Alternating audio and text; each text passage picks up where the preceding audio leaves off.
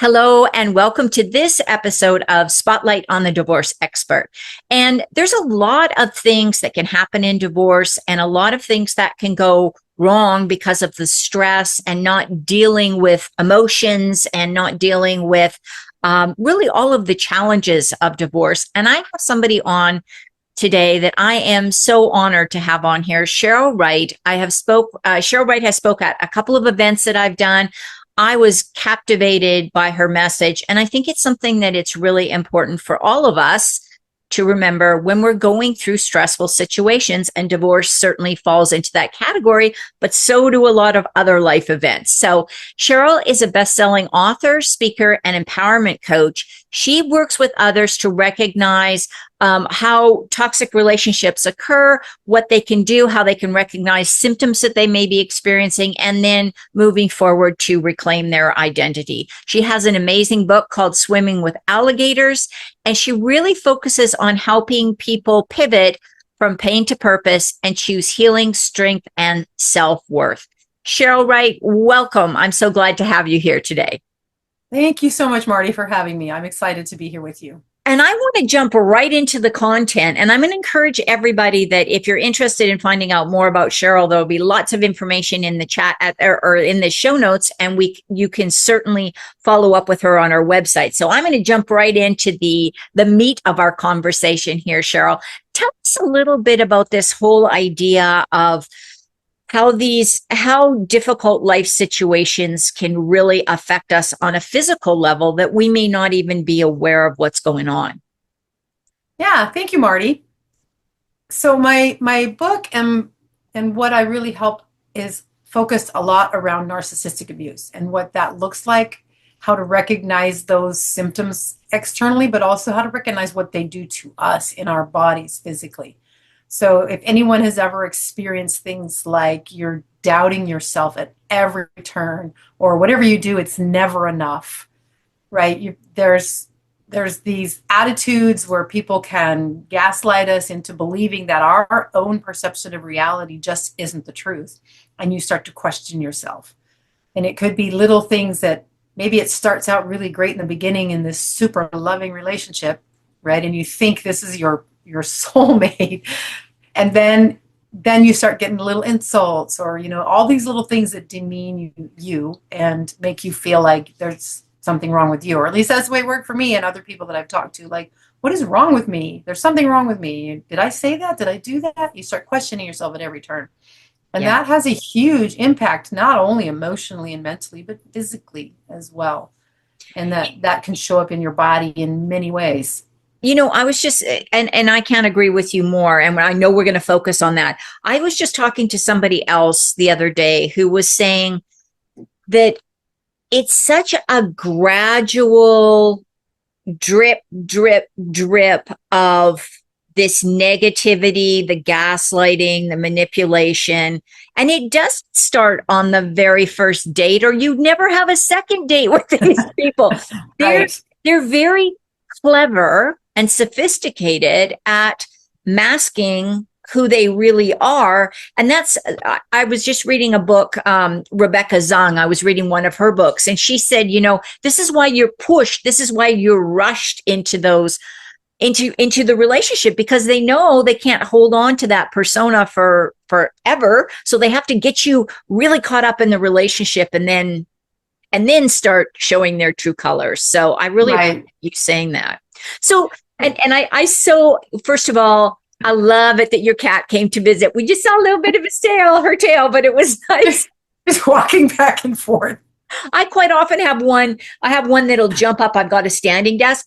She'll jump up and the whole desk is just going like this for a minute. So it's always good. Cats are incredibly relaxing too. There's a lot of studies that say that petting a cat can drop your blood pressure really quickly, a significant amount. So I think that's fascinating. The purring, it has a lot to do with the purring. Yeah. It's amazing. Yeah, it's so relaxing. Absolutely. So we took a little rabbit hole detour there, but so Cheryl, what are maybe some of the physical symptoms that you may be experiencing when you're in these, when you're getting out of or in a narcissistic relationship, or when you're in just kind of general life stress situations as well? Yeah. So the symptoms are going to be very different because it's very individual, right? Every person is going to react differently, respond differently. For me, I ended up with this scenario. Well, I had lots of things going on. I had an ulcer.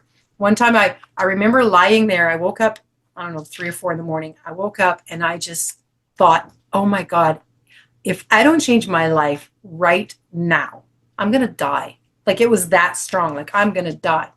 And I had gone to my doctor and said, something's wrong with me. We need to figure out what it is because I'm going to die. And it turned out to be an ulcer. And on one hand, I was relieved.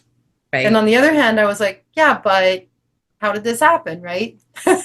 So that's one thing. I've had TMJ issues because of clenching my teeth. So that's something that might happen, clenching your teeth and causing all these TMJ problems. Headaches. I've dealt with headaches. I know other people that deal with migraines. They may or may not be related. It's hard to say. Right. The biggest one for me was that I developed hyperthyroidism, and it was due to extended amounts of stress. And eventually, my thyroid just said, I think I'm done. Yeah. Or conversely, actually, what it did was it kicked into hyperdrive and it was overactive. And I was like trembling all the time. My heart was racing. It was erratic. I had trouble breathing. I was nauseous. And that was a very scary time because, I was kind of on the edge of ending up in the ER at any moment. Right. Yeah, Yeah. and so I've heard and I'm not sure if this is the same thing, so please correct me, but is that the same thing as like adrenal fatigue? Is that Well, they can be related, okay? right? Adrenal fatigue, and I never was tested for that. I wouldn't be surprised if that was included. But that's because when you're like on alert constantly, Right. your Right. adrenals are working and they're overworking, and you're constantly in your fight or flight mode, and you don't ever really have a chance to rest. Right. You could really, really wear down your adrenals, and Yeah. then you have periods of complete lethargy, or other things where you just don't, your body just isn't functioning the way that it normally should with normal adrenals. Right, right. And I just want to throw this in here. We are not medical doctors. We are not providing any kind of legal advice or medical advice, but if definitely if you notice some of these symptoms, don't take them as like, oh, it's just part of getting older or, oh well, this is just a minor little thing. It'll go away. Please Yeah. go get it checked because you had quite a scary incident happen. Cheryl, are you okay with talking about that in the Sure, sure. yeah. Yeah, happily. So I was driving down the road with my children in the back of the car when I noticed that I started shaking. I was nauseous. I had a headache. My heart started just like my heart was going 120 beats a minute. It was erratic. It was the strangest feeling to have. If you've ever felt your heart not beat normally, it is the strangest feeling. And I got very afraid. I thought something is seriously wrong with me right now. And I pulled over so that I could research. So of course I grabbed my phone. Who doesn't do that? The first thing, the first sign of something wrong, let's look this up. What does this mean, right? WebMD, what does it say? You can find all kinds of things to make you be even more scared. But what I found out was that was something called a thyroid storm. And when you have a thyroid storm, I fit like 6 out of 9 symptoms of what's considered a thyroid storm. And that is something where you end up in the ICU. And they have to treat your heart rate. They have to give you medication to slow down your heart. They have to give you medication to use up the thyroid that's running around and slow down the amount of thyroid that's going into your body. And in 30% of those cases, it damages your liver. Wow. And so I went, oh, great, I can go get all these meds and then have liver problems. But then as I kept reading, there was something that caught my attention and the light bulb just went off, and it said that they have to regulate your blood sugar. And as soon as I read the words blood sugar, I thought immediately, I know what I need. I need food. I need food now. So I did what, any mom panicking and trying not to die in front of their kids would do. I drove to the nearest drive-through and I got myself some fries and a shake. So I literally saved myself with fries and a shake. Wow. In that moment. But that made me realize that during those days, I had to really manage my blood sugar very carefully. And I was eating food every hour. so Wow. that I didn't let my blood sugar drop too low and end up in the ER.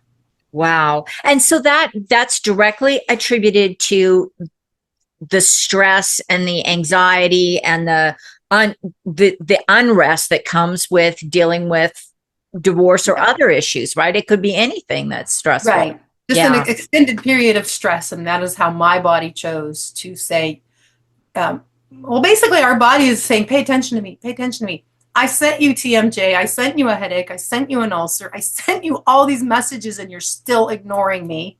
Right. So here's something more. Yeah. Yeah. And I've got to say, to my knowledge, I don't think when I'm looking back, that I have been in a relationship with a narcissist, or at least not one that was long enough that it even registered what the problem was. I'm sure I've met them in my dating relationship, but I mean, that's been a couple of decades since that's been an issue for me. But one of the things I have done is I've worked for narcissists. And when you were describing the symptoms, that's the kind of stuff that you see in a lot of workplaces. You see a lot of absenteeism. You see a lot of, people just chronically ill. You see people, that are stressed, that have breathing problems, that have ulcers. And I'm wondering how much of all of this stuff is related to dealing with these toxic people that walk among us, right? Yeah. There could be absolutely some level of that. Right. Yeah. I mean, there's stresses that come from all Sure. sorts of ways, Sure. but of course, and I think society is recognizing more and more that narcissism is so much more prevalent than I think anybody realized. And so Right. we're starting to notice it. We're starting to recognize it. And that's the first step, to recognize. You have to recognize what's happening. You have to recognize what's happening in your own body and question, okay, something's off. Let's see what it might be. Like medication may be necessary, but in my case, I said I didn't want medication. I wanted to fix the root of my problem.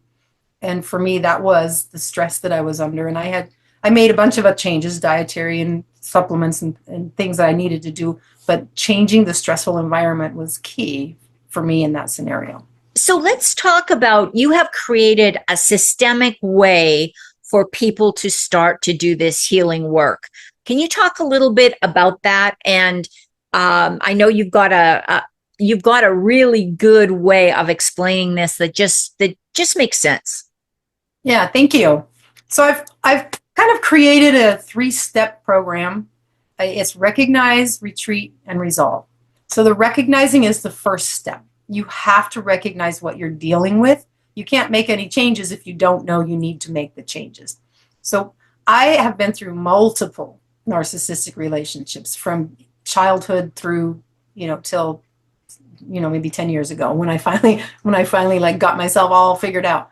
But they really eat at you and you might not know what's happening. I never knew what it was I was dealing with. I just knew it didn't feel good, right? Something was wrong, but I didn't know what it was, other than it shouldn't be this way maybe. But you don't really know how to get out of it, because you can get stuck in a relationship with somebody who pours on the charm, and then you feel good and you get that dopamine reward.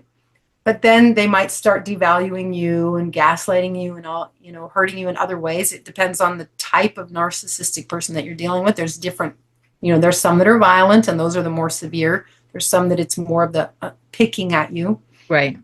You start to have to you have to recognize that that's happening and what it really is, that is actually a calculated, manipulative abuse. It's intentional. And that's hard to accept. It's hard to accept that somebody that you love and think loves you could be intentionally damaging you, but it does happen on purpose. And I think the other thing, if you don't mind me jumping in here and interrupting you, Cheryl, and I think that it's important to mention that those covert narcissists, so that's the kind of person that doesn't act like, hey, look at me when they're out in public. They're not grandiose. They get along fairly well with people, but when they get home, they take everything out on the people that are closest to them. So their spouse, their kids, even their family members. And it can be really, really difficult if you're in a relationship with a covert narcissist to even get your friends and family to recognize what you're going through, because they don't ever see that side. And that's, again, very calculating on that person's part. So they, I always get this sense when people say, well, narcissists just can't help it. Well, they can, because they can control when they're going to display that behavior. So I just had to throw that in there. So recognizing what's going on is the first part of your step. Yeah, exactly. And I just want to add to that most narcissists do not think they are narcissists. They don't seek treatment because they don't believe that what they're doing is wrong.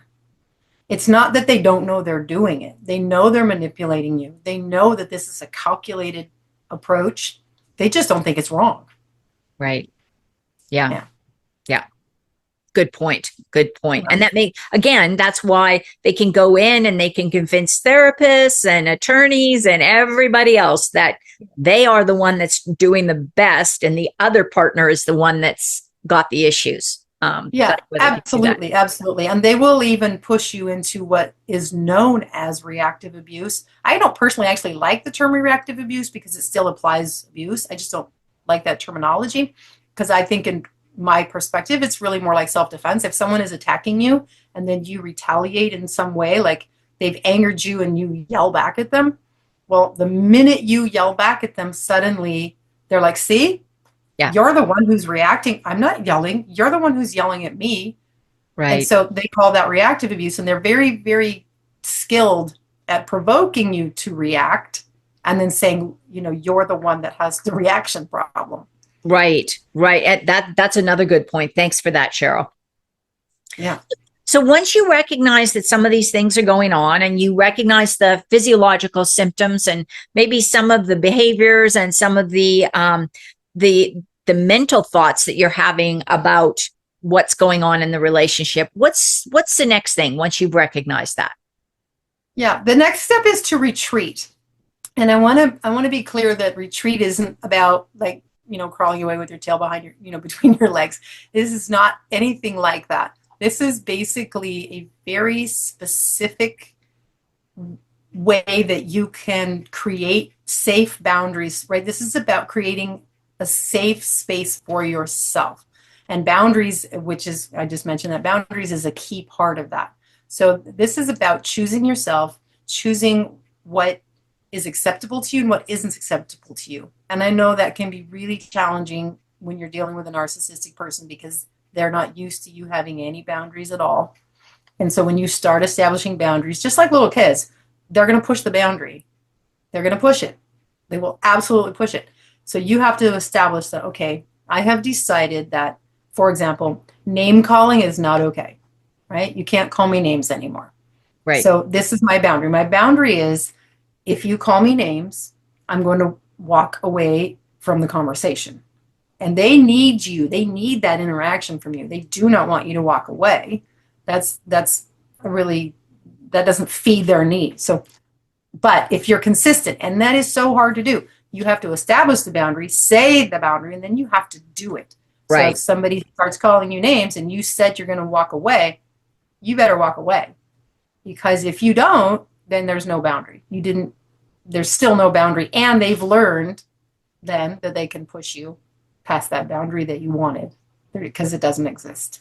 Right. Because again, they're skilled manipulators. So they're looking for any little wiggle room to get. It's in some ways, it's a lot like dealing with a teenager who's, parsing every single thing you say. And if you let them off the hook once, if they don't have to do their chores one day, then they just think they never have to do their chores again. And I'm not saying that to be offensive to anybody, but it is a lot like dealing with a child. You have to be, I so respect what you're saying about having to be that clear and firm. Yeah. Now, in more severe scenarios, that can be really challenging. So I do want to caveat that if you're in a relationship with someone who's maybe violent, what might be called a malignant narcissist, it can be very scary. And the most dangerous time to get out of a relationship with that type of a person is when you're trying to leave. Yes. That is absolutely the most dangerous time. And so retreating in that scenario requires some very strategic planning and making sure that you establish, your safety plans. You need a financial plan, who is going to support you, a support plan, like really rallying, like who can be there to support you? How are you going to get your finances met? Where are you going to go if you need to leave? Right. Where are you going to go? So those things have to be very carefully managed because, again, we want to protect ourselves during this really sensitive and vulnerable time. Yes, thank you. And as somebody who was a domestic violence client advocate for many years, I can absolutely verify that the research clearly shows whether any kind of abusive relationship, the most dangerous time for the person leaving is when they say, I'm going to leave. Yeah.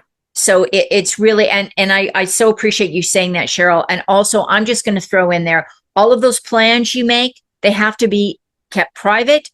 They should never, ever be like, your partner should never get a whiff that you are even strategically planning this. And for goodness sakes, whoever you trust with that information, make sure that they're not going to back channel it back to the, I'm going to say abuser, or to the toxic person if violence is a concern. Yeah. Exactly. There is a term that's called flying monkeys, and that's for the people that rally behind the narcissist. That is someone that this person has really kind of swayed over to their side. They think they're a really good person, and they might believe that this person's telling the truth, and you could get thrown back into the situation or undermined in some kind of way. So choosing who you trust is also a very important factor, like you just said. It has to be someone that you can fully trust to keep your secret. And sometimes that is somebody at a domestic violence shelter, or your attorney, or a therapist, or somebody that has some level of, guaranteed confidentiality when you're talking to them, because this is a dangerous time. So yeah. So we've got step 2 with that retreat. Is there anything else we should know about that retreat component? I would just think that, in addition to just making sure that you plan carefully, depending on your circumstances, and setting those boundaries, this is also the time for you to start investigating things for yourself. So this might be journaling. This might be, journaling can help you in many ways. In fact, when I wrote the book, I did not realize how much information there was about journaling and how many different ways you can journal. I actually identify 4 very distinctively different ways to journal in one chapter. Like a whole chapter is journaling, which I was really funny when I got into that. But journaling can help you in many ways. It can document everything that's going on. You can refer back to that, and you can say, I really wasn't crazy. Like that really did happen. Right. It's also an outlet for you, so you can, release those pent up emotions and feelings. For me personally, the longer I had to hold it in my head, the more it drove me crazy. But if I could write it on paper, I didn't have to hang on to it in my head anymore. Right. And I love that freedom. And then there are some other methods for journaling and specific purposes to it. And again, let's throw this out here. If you're journaling, do not trust that person is not going to read that book. So keep it somewhere, keep it at a friend's house, keep it, keep it somewhere where that person, where whoever the narcissist or the abusive person is not going to have access to it. So very true. Everything you write down can and will be used against you. Yeah. Another good time to journal would be right when you've left. If you've left the situation, when you have left, because you have a lot to process. So that's and that can be a great reflective tool to take a look back and just say, wow, I really did experience this. So powerful tool. So we got 2 of the 3 steps. What's the 3rd step, Cheryl? The 3rd step is resolve. This is where you actually take very definitive actions to kind of redefine yourself, to become educated, to self-care, to practice self-care.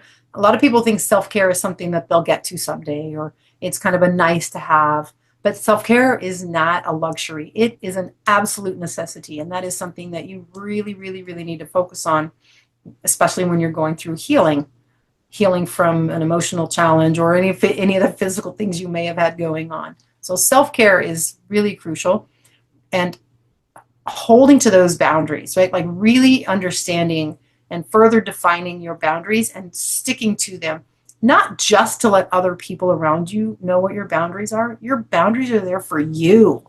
This is for me, me to say, this is what I will and won't accept. This is my boundary. And then you honor that for yourself. And that gives you strength as well.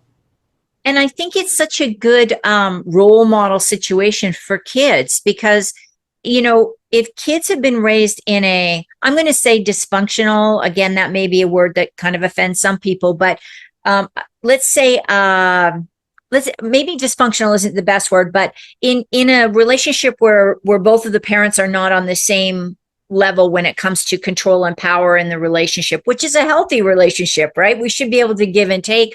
But if one person is, telling the other person, controlling the situation, we want kids to be able to walk out of these potentially challenging early childhood years and be able to stand up for themselves to stop that cycle from just continuing to repeat itself. So I love the idea of both setting boundaries and staying to them, but also the self-care part. We need to teach our kids how to prioritize that.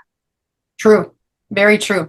Now with kids, obviously there's the challenge because they have limited abilities and rights, so it is a little tricky, I think, dealing with the children, but things that we can teach them are how to really practice that self-care. And that could be making sure you brush your teeth every night. It could be making sure that you eat vegetables or whatever it is that, is going to be on your healthy plate. Make sure that you're eating a healthy meal as much as you can, right? I mean, the kids, depending on the age of the kid, they might not be buying their own groceries, but things like that, just really understanding about good food and sleep and even journaling for them too, if they can do that in a safe space. Yeah. And what I really like about the model that you set up, that 3-step plan, is that it's not prescriptive. Like it doesn't say, okay, step 1, you have to do this, this, and this. And then step 2, you do this, this, and this.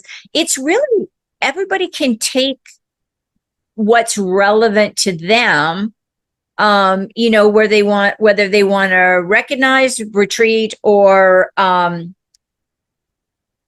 lost the third R. Resolve. Thank you. I knew it was conflict resolution. I kept hearing resolution instead of resolve. I just think that that's really powerful to have that individualized approach to it within a general framework. Yeah. Yeah. The definition of resolve is to make a decision. Right. So this is one of the reasons why I chose that word, because this is you making a decision to care for yourself, to understand what's happening to you or what has happened to you, right? This is all about you really making those definitive actions and decisions to say, this is who I am, this is who I want to be, right? And taking steps to make that happen for yourself. So can I ask you, Cheryl, when you work with people who are dealing with this situation, what did they say after they've worked through the program with you or they've read the book? What kind of feedback do you get about the experience? I've had some absolutely amazing feedback, because I've had people respond to me and say, oh my gosh, that was my life. I didn't realize that's what was happening. You've spelled it out so clearly and in such a simple way. It's not a lot of like medical terminology or jargon that is hard to understand. This is written in very simple language to say I go through different chapters of this is what narcissism is. These are some different types of it. This is what it looks like. These are some steps you can do. Like I said, there's a whole chapter on journaling. And then in the resolve phase, I go into other things that you can do to maybe feel better about yourself in the sense of feeling like you can do things, you set goals, you accomplish things, and that makes you feel like you're a stronger person in yourself. So those are all pretty clearly defined in there, with over 200 resources of research that I did to validate all of that.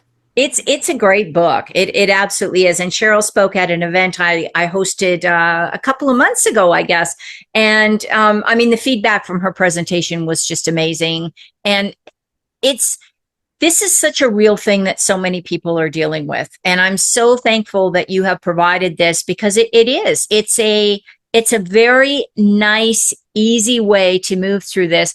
And what I really like is there may be the possibility, and I'm not advocating this for anybody, but there may be the possibility if you start doing some of those things, like setting boundaries and focusing on self-care and making some decisions for yourself, it's not out of the realm of possibility that you may develop a better working relationship with the partner, and you may decide not to leave the relationship, right? Have you had anybody that has said, well, I was able to navigate the challenges and it's not the best relationship, but it's not as bad as it was, and I think I can make it, I think I'm going to stick with it. Have you ever experienced that? Had anybody? Yeah, absolutely. Absolutely. Not everybody decides to cut ties with every person. I mean, there's narcissism all around us on some level.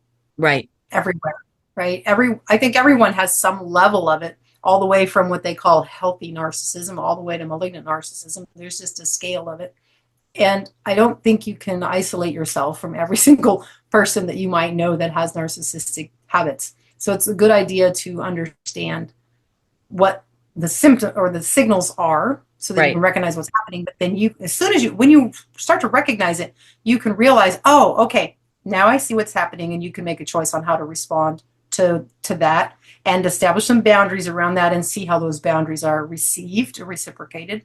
Right. And you may not leave. It could be maybe you have a relationship with your parent or a child and you don't want to sever those ties. So you have to recognize when those behaviors are showing up and realizing how you can respond in a different way. Yeah. And I'm thinking even, like my experience in the workplace, this would be really helpful because it's not that easy to just quit a really good job and go find something else. Sometimes you don't have as much freedom as you would like to have. Even if you're not married to the person, we know all the control that can go on there, but there can be financial reasons to not leave whatever the dynamic is. So yeah. Cheryl, this is really helpful. Is there anything that you think that we haven't touched on that you'd like to highlight or just kind of repeat so we make sure we definitely have it? I do want to highlight something in the resolve phase that we haven't touched on yet. And that is, I talk a lot about trying new things.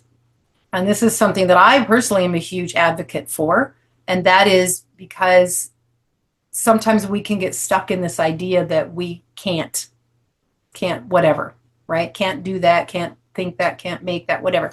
So I'm a huge proponent of, yes, I can, or at least try it and find out what you like, what you don't like. In my personal life, I tried really hard things. I tried welding. I tried plasma torch. I tried forge and foundry. I've tried rock climbing. I've done dancing. I've done ceramics. Public speaking, which, I had stage fright so bad when I was growing up that I never wanted to be seen, and I literally could not do it. So that's something that I've worked a lot on is speaking. So those are things that I really strongly advocate that people try different things and try new things and try hard things, because you might actually surprise yourself. Like, you can do so much more than you think you can.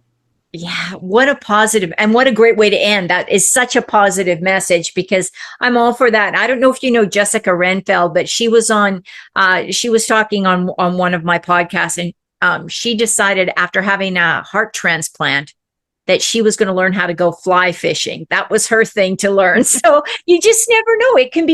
It doesn't have to be something stereotypical. Maybe it's something like right out of left field that you just decide, I'm going to learn how to do that. So absolutely. Yeah, I love that. Cheryl, thank you so much for being here today. And I think this is such a motivating and uplifting conversation, because as you say, that we're dealing with narcissists all the time, toxic people, difficult people, and having a simple 3-step process to manage ourselves through this and really come out feeling good about the results is so critical. If people want to reach out and find out more about what you do, Cheryl, where should they go? And I'm going to make sure all the links and the link to your book on Amazon is included in the show notes. So what's the best way? Thank you so much. My website is swimmingwithalligators.com. You can find me on Facebook group called Swimming with Alligators, and I have an Instagram with Swimming with Alligators. So you can find me at any of those. Cheryl, thank you so much for being here today. Like I said, I really appreciate the wisdom you share. And every time I hear you speak, I learn more. So thank you for all you're doing. Thank you so much, Marty. I'm so grateful to be here and for all the work that you do as well. It's amazing. Thank you. And thank you for listening in to this episode of Spotlight on the Divorce Expert. And don't forget to tune in for our next episode.